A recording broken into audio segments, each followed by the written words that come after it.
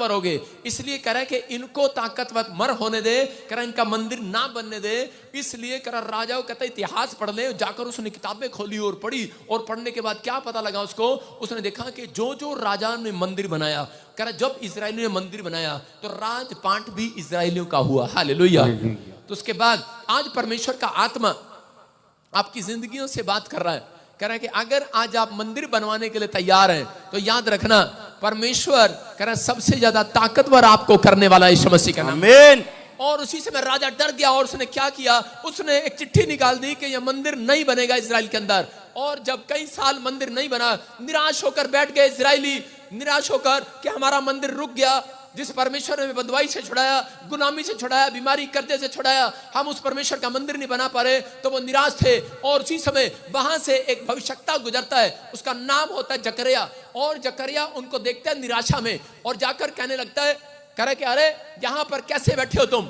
और उसी समय उस समय में वो लोग क्या करते थे, उसने सुनना ध्यान से, पहले जमाने में 2 पत्थर धोकर साफ करके तराश करके उनको रख लिया करते थे।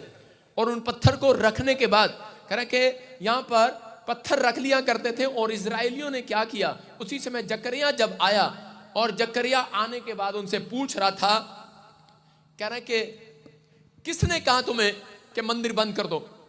कहता राजा ने। कहता क्या तुमने पहला पत्थर पूछ के रखा था राजा से। बोलते नहीं। तो कह रहा दूसरा पत्थर कहां है।